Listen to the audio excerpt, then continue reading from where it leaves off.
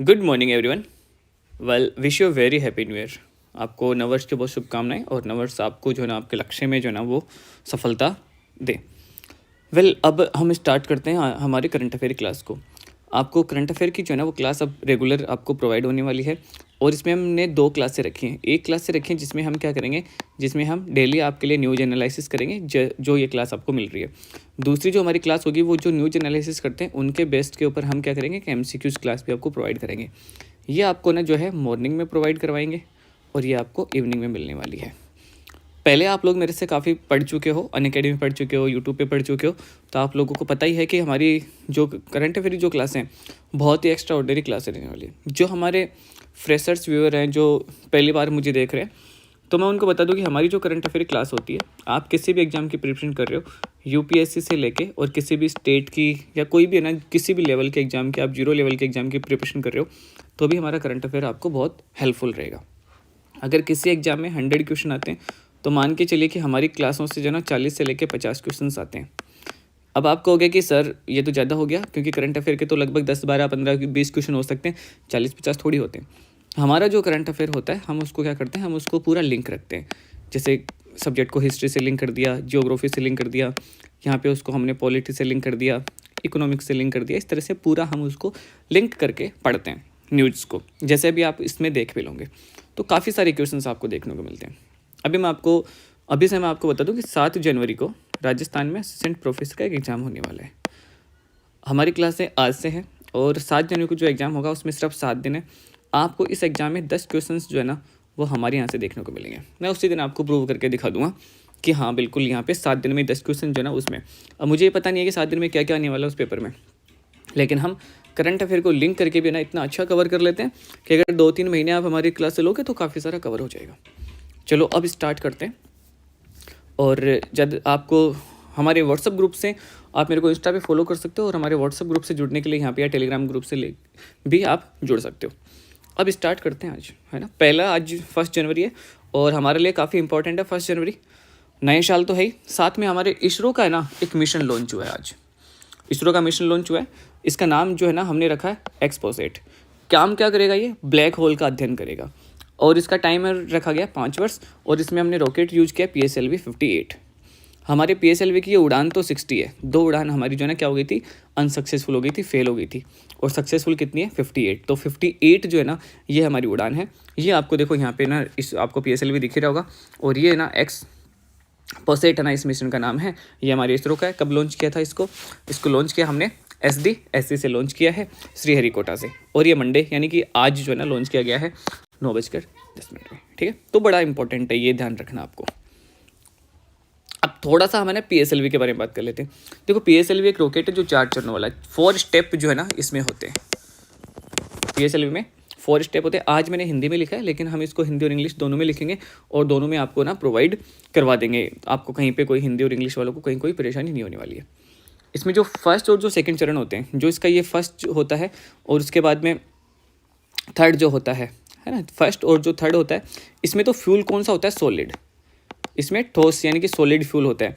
उसके बाद में जो ये सेकंड और जो फोर्थ जो है स्टेप है, इसमें ये सेकंड है और ये फोर्थ है। इसमें क्या होता है, इसमें ना लिक्विड फॉर्म में होता है। इसमें जो फ्यूल होता है वो कैसा होता है, तरल होता है, लिक्विड होता है।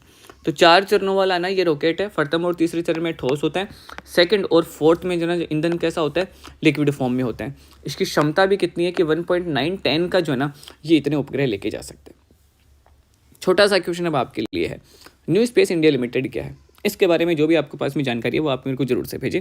तो ये क्वेश्चन आपके लिए, जितनी भी न्यूज़ हम डिस्कस करेंगे उस हर एक न्यूज़ में से एक क्वेश्चन मैं आपको दूंगा, जो आपको क्या करना है, मेरे को कमेंट में बाद में उसका आंसर करना है। तो ये आप ध्यान में रखें, हाँ ठीक है। और यहाँ पे ना लास्ट जो है ना स्टेज होता है, इसके जो 3 स्टेज होते हैं वो है ना समुद्र में गिर जाते हैं। फोर्थ जो स्टेज होता है ना उसमें क्या होता है, उसी में सैटेलाइट होते हैं और वहाँ से सैटेलाइट छोड़ के और ये अंतरिक्ष में चला जाता है।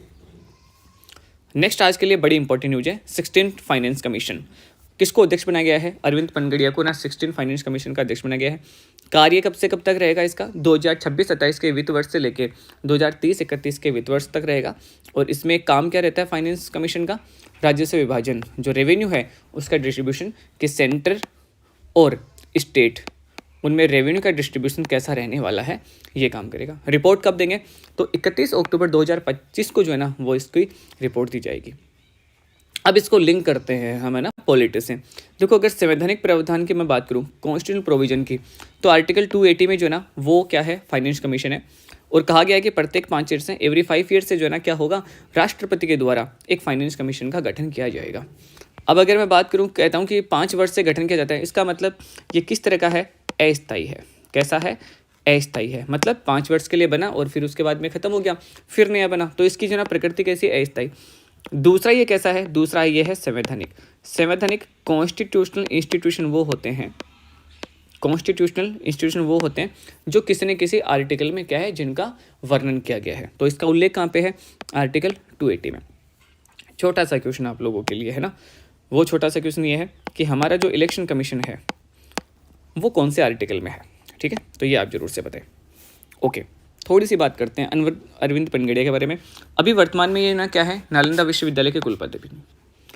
इससे पहले जो ना ये क्या थे, इससे बहुत पहले जब है ना हमारा नीति आयोग बना था 2015 में, जब हमारा नीति आयोग बना था तो उस टाइम नीति आयोग के ये क्या थे, प्रथम उपाध्यक्ष थे। और उसके बाद में नीति आयोग से इन्होंने इस्तीफा दिया और उसके बाद में एडीबी के मुख्य अर्थशास्त्री के रूप में भी काम किया। अभी ये ना कौन से पोस्ट पे थे, तो भी नालंदा विवि जो है उसमें कुलाधिपति थे। अब हम है ना, नालंदा विवि भी हमारे लिए इंपॉर्टेंट हो जाता है, इसको हम बाद में डिस्कस करेंगे। नेक्स्ट जो हमारी न्यूज़ है ना वो है डेजर्ट साइक्लोन। डेजर्ट साइक्लोन जो है ना वो किससे संबंधित है, इंडिया और यूएई। कौन है इसमें दूसरा देश, इंडिया और यूएई। कब से शुरू हो रहा है, ये कल से शुरू हो रहा है और कल से शुरू होकर 15 जनवरी तक ये चलने वाला है। स्थान राजस्थान, इस बार ये कहाँ पे हो रहा है, भारत में हो रहा है। भारत में कहाँ पे, राजस्थान में। उद्देश्य क्या है, शहरी अभियान, कि शहरी जो क्षेत्र है उनमें जब कोई आपदा आ जाती है तो किस तरह से उसको हैंडल किया जाए, इसके ऊपर ये क्या करेंगे, इसके ऊपर ये एक्सरसाइज करेंगे। अब चलते हैं आज की इकोनॉमिक्स वाली न्यूज़ पे। अब देखो धीरे धीरे हम है ना सारे न्यूज़ कवर कर रहे हैं, कुछ न्यूज़ पॉलिटी की है, कुछ इकोनॉमिक्स की, कुछ साइंस एंड टेक्नोलॉजी की, कुछ हिस्ट्री की, इस तरीके से अर्थव्यवस्था से संबंधित। देखो आज एक बड़ा अच्छा एक एडिटोरियल आया था और उस एडिटोरियल में काफ़ी कुछ दे रखा था कि इंडिया की जो इकोनॉमिक्स है ना वो कहाँ पे पहुँच रही है या फिर वो कितनी प्रोग्रेस कर रही है, ये उसमें दे रखा था। देखो वर्तमान में जो हमारी जीडीपी है ना वो कितने नंबर पे है, वो उसकी जीडीपी है 307 लाख करोड़ रुपए की। और अगर स्थान की बात करूँ तो मैं कौन सा स्थान है, 5वां स्थान है। और 5वें स्थान पे है तो उससे पहले कौन कौन है, 1 नंबर पे यूएसए है, 2 नंबर पे चीन है, 3 नंबर पे जो है ना वो जापान है और 4th नंबर पे क्या है, जर्मनी है। ठीक है, अभी मुझे पता नहीं कोई एक एग्जाम था जिसमें सीधा सा यही क्वेश्चन पूछ लिया था कि भारतीय अर्थव्यवस्था इस टाइम कौन से स्थान पे है, तो 5वें स्थान पे। संभावना व्यक्त करी जा रही है कि हम थोड़े दिन में 3rd स्थान पे आ जाएंगे, 3rd पे आ जाएंगे, ये अभी संभावना है ना, ये संभावना है। और कब आ जाएंगे, ऐसे कह रहे हैं कि 2024 से लेकर 2029 के बीच में ये जो 5 साल का जो पीरियड होगा उसमें हम कहाँ पे पहुँच जाएंगे, उसमें हम 3rd स्थान पहुँच जाएंगे। ऐसा कौन कह रहा है, ऐसा IMF कह रहा है। ऐसा कौन कह रहा है, IMF ने ऐसे कहा है कि 2027 होगा उसमें इंडिया की जो इकोनॉमिक्स है, इंडिया की जो इकोनॉमी है वो कितने पहुंच जाएगी, वो 437 लाख करोड़ तक पहुंच जाएगी। और इस वजह से ये कौन से स्थान को प्राप्त कर लेगी, 3rd स्थान को प्राप्त कर लेगी। ये कौन कह रहा है, ये IMF कह रहा है। तो ये इंपॉर्टेंट है। इसमें क्या क्या इंपॉर्टेंट है आपको देखो, एक तो ये ध्यान में रखना है वर्तमान में भारत की जो GDP है वो कौन से स्थान पे, 5वें स्थान पे। संभावना क्या है, तो संभावना ये है कि IMF ने ऐसे कहा है कि 2027 तक हम कहाँ पे पहुँच जाएंगे, हम 3rd स्थान पे पहुँच जाएंगे। मोदी जी बार बार कहते भी हैं कि हम 3rd स्थान पे ना पहुँचने वाले हैं, 3rd स्थान पे पहुँचने वाले हैं। एक इम्पॉर्टेंट बिल है ना अभी पेश किया गया है, वो कौन सा था, भारतीय दूरसंचार बिल 2023, जिसको पास कर दिया गया है। आप लोगों ने ये न्यूज़पेपर में पढ़ा भी होगा। किसका स्थान लेगा, तो पहले एक कानून था इंडियन टेलीग्राफ एक्ट 1885 में आया था। कब आया था, 1885 में। 1885 में से आपको पता चल रहा होगा कि इसी टाइम क्या हुआ था, कांग्रेस का गठन भी हुआ था और कांग्रेस का भी जो है ना वो अधिवेशन भी हुआ था। किस में ध्यान दिया जाएगा, इसमें नागरिक सुरक्षा के लिए केंद्र का नियंत्रण। अब क्या होगा कि जो टेलीकॉम कंपनी है ना उस पर केंद्र का नियंत्रण जो है ना वो ज़्यादा हो जाएगा। कैसे हो जाएगा, क्या हो जाएगा, जैसे पहले जो है ना कई बार है ना जो आपने देखा होगा कि नेट बंद कर देते थे, तो नेट बंद करने के लिए जैसे सरकार को जरूरत पड़ी तो नेट बंद करने के लिए क्या होगा कि पहले क्या होता था, कंपनी को बोलना पड़ता था। एग्जाम हो गया, किसी दंगे फसाद की वजह से नेट बंद कर दिया तो ये कंपनी नेट बंद करती थी। अब क्या होगा, ये जो नेट बंद करने की शक्ति है ना वो किसके पास में चली जाएगी, वो चली जाएगी सरकार के पास में। अब ये किसके पास में चलेगी, सरकार के पास में। दूसरा, अगर मान लो कि ये कंपनी कुछ है ना जो है गड़बड़ करती है तो इस कंपनी को ना कौन ले जा सकता है, सरकार अपने कंट्रोल में ले सकती है। सरकार क्या कर सकती है, इसको अपने नियंत्रण में ले सकती है। ये नियंत्रण कैसा रहेगा, अस्थायी। तो नागरिक सुरक्षा के लिए ये है ना एक्ट लेके आया गया है और इसमें ऐसे कहा गया है कि कुछ भी अगर ये कंपनी गड़बड़ करती है, नेट बंदी है, नागरिक सुरक्षा के लिए सरकार क्या कर सकती है, एक अस्थायी नियंत्रण है ना किसी भी टेलीकॉम कंपनी के ऊपर कर सकती है। इसके बाद में आज की बड़ी इंपॉर्टेंट एक और पॉलिटी से लिंक्ड न्यूज है, अनुपूरक मांग। संसद का ना ये आखिरी सेशन है, आपको पता ही है कि अभी जो ना क्या चल रहा था, शीतकालीन सेशन चल रहा था और ये शीतकालीन सेशन है ना, इस जो हमारी संसद है इसका ये आखिरी सेशन था। इसमें ना अभी है ना कल जो है ना अनुपूरक मांगों की ना क्या करी गई है, डिमांड की गई है, अनुपूरक मांगों का एक जो ना विधेयक लेके आ गया। अब बात करते हैं अनुपूरक मांग कब है, ये आपने पॉलिटी में पढ़ा भी होगा। तो ये कहाँ पे है अनुपूरक मांग जो है ना, वो कहाँ पे है, अनुच्छेद 115 में है। आवश्यकता कब पड़ती है, जब भी हमें पैसे निकालने हैं संसद को अपने के लिए, तो आपको पता होगा कि उसके लिए एक विनियोग विधेयक आता है, एप्रोप्रिएशन बिल, इंग्लिश में इसको क्या कहते हैं, एप्रोप्रिएशन बिल। तो एप्रोप्रिएशन बिल आता है और एप्रोप्रिएशन बिल से क्या निकलते हैं, पैसे निकालते हैं और सरकार उस पैसों को क्या लेती है, काम में लेती है।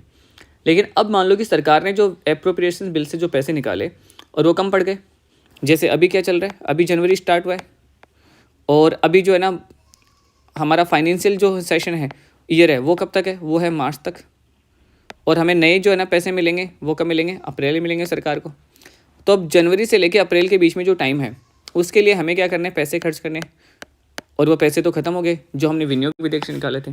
अब और अगर पैसे चाहिए तो हमें क्या चाहिए, हमें अनुपूरक मांग रखनी पड़ती है और उस अनुपूरक मांग से पैसे मिलते हैं।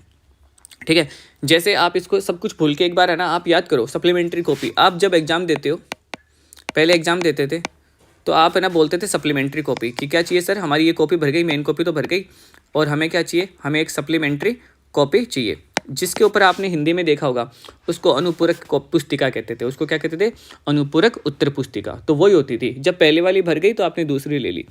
इसका मतलब विनियोग विधेयक से जो पैसे निकाले वो खत्म हो गए, अब और पैसे चाहिए। तो और पैसे चाहिए तो उसके लिए क्या लेके आना पड़ता है, अनुपूरक मांग लेके आनी पड़ती है।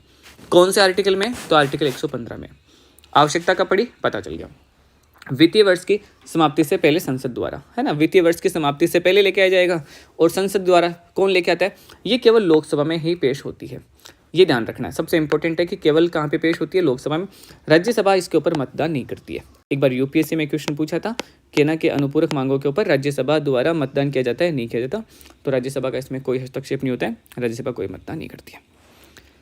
तो ये आज का एक छोटा सा सेशन था और आपके रिस्पांस के अकॉर्डिंग हम इसको धीरे धीरे और बड़ा कर लेंगे। जैसे अभी ये 10-15 मिनट में ना जो है 10-12 मिनट में ये ख़त्म हो गया, हम इसको 20-25 मिनट का रखेंगे। और इसमें हम जो इंग्लिश स्टूडेंट्स हैं उनके लिए भी हम ध्यान रखेंगे और न्यूज़ को बहुत अच्छे से और भी वेल मैनर में ना जो क्या करेंगे, हम इसको अच्छे से सेशन को कंटिन्यू करेंगे। अब डिपेंड करता है ये सेशन कैसा रहेगा, ये आपके रिस्पॉन्स के ऊपर। सभी लोग लाइक जरूर से करें, सब्सक्राइब जरूर से करें। Thank you, all the best.